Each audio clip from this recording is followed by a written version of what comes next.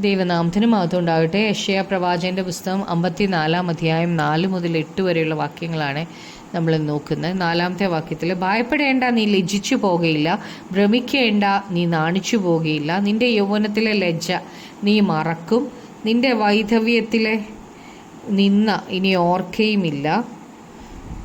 Israel ഭയപ്പെടാനുള്ള കാരണം എന്താണെന്ന് വെച്ചാൽ, ആ സമയത്ത് അവർ ദൈവത്തിൽ നിന്ന് ഒരുപാട് അകന്നായിരുന്നു ജീവിച്ചിരുന്നത്. എന്നാൽ പിന്നീട് യഹൂദന്മാർ തങ്ങളുടെ രാജ്യം അവകാശമാക്കുന്നത് അവരുടെ യാതൊരു കാരണത്താലുമല്ല, ദൈവത്തിൻ്റെ കൃപയാലാണ്. ദൈവത്തിൻ്റെ തീരുമാനമായതുകൊണ്ട് ദൈവം അത് നടപ്പിലാക്കും. എന്നാൽ അവർ അവരുടെ ദേശത്തേക്ക് മടങ്ങി വന്നതിന് ശേഷം അവർക്ക് വലിയ ഒരു ആത്മീയ വ്യത്യാസമുണ്ടാകും. കഴിഞ്ഞ നാളിലെ പരാജയങ്ങളും അനുസരണക്കേടുകളും നാണക്കേടുകളും അവിശ്വസ്തതയും ഇനിയും ദൈവം ഓർക്കത്തില്ല. അവരുടെ യൗവനത്തിലും വാർദ്ധക്യത്തിലും ഉള്ള എല്ലാ അവിശ്വസ്തതയും ദൈവം മറന്നു കളയും. ഇനി ദൈവം അതൊന്നും ഓർക്കത്തില്ല. 5-ാമത്തെ വാക്യത്തിൽ, നിന്റെ സൃഷ്ടാവാകുന്നു നിന്റെ ഭർത്താവ്, സൈന്യങ്ങളുടെ യഹോവ എന്നാകുന്നു അവൻ്റെ നാമം. ഇസ്രായേലിൻ്റെ പരിശുദ്ധനാകുന്നു നിന്റെ വീണ്ടെടുപ്പുകാരൻ, സർവ്വഭൂമിയുടെയും ദൈവം എന്ന് അവൻ വിളിക്കപ്പെടുന്നു. അപ്പോൾ ഇവിടെ വലിയ മാറ്റം വരികയാണ്.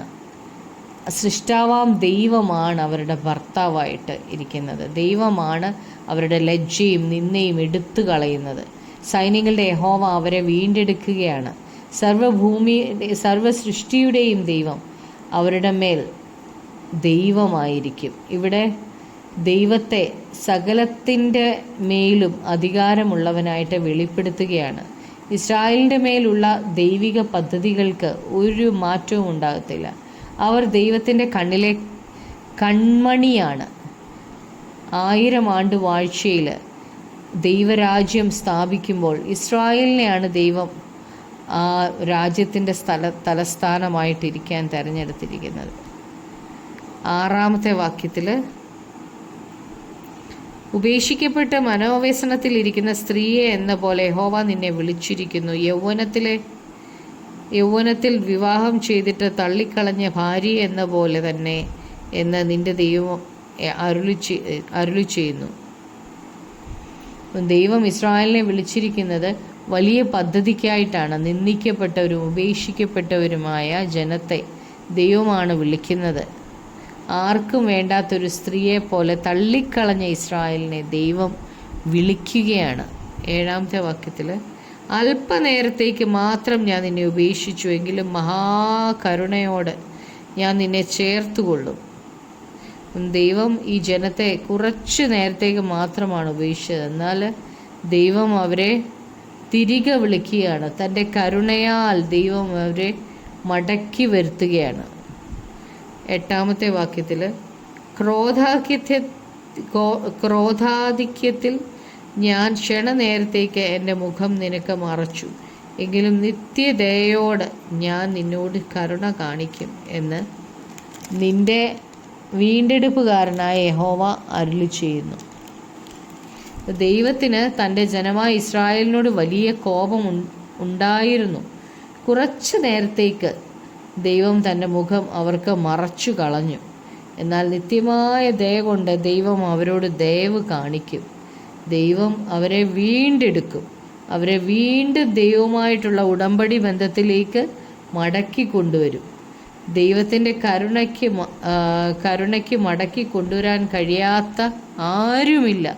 തൻ്റെ കരുണയും ദീർഘക്ഷമയും മഹാദയയും ഏതു പാപിയെയും മടക്കി കൊണ്ടുവരും.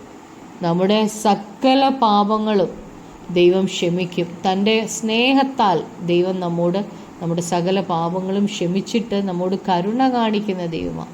അവസാന നാളിൽ ദൈവം ഇത് ഇസ്രായേലിനോട് മശിഹായിലൂടെ ചെയ്യുവാനിടയായിത്തീരും. നമുക്ക് പ്രാർത്ഥിക്കാം. കർത്താവായ യേശുവേ, കർത്താവേ, അങ്ങയുടെ വചനത്തിൽ ഞങ്ങൾ കേട്ടതുപോലെ അല്പനേരത്തേക്ക് മാത്രം ഞാൻ നിന്നെ ഉപേക്ഷിച്ചു, എങ്കിലും മഹാകരുണയോടെ ഞാൻ നിന്നെ ചേർക്കും എന്ന് പറഞ്ഞ കർത്താവേ യേശുവേ, അങ്ങയുടെ സ്നേഹത്തിനായി നന്ദി പറയുന്നു. കർത്താവേ, ഞങ്ങൾ അങ്ങേ അറിയാതിരുന്ന നാളിലും അങ്ങ് ഞങ്ങളെ അറിഞ്ഞല്ലോ കർത്താവേ.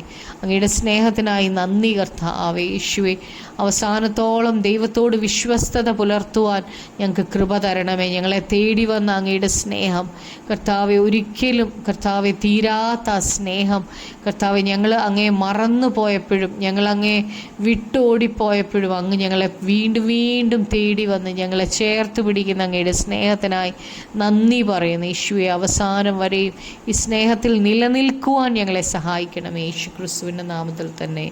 ആമേൻ.